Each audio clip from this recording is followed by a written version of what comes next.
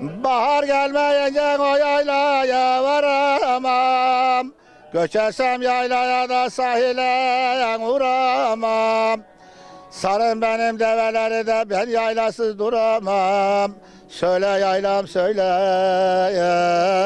kimler geldi geçti. Yaylasın olmayanın benzi soluk, su içtiğimiz acoluk. Ayran dolu sarı tuluk, kimler geldi geçti bu yayladan. Göçersin yaylaya gelir neşeler, komşun olur aliler eşeler.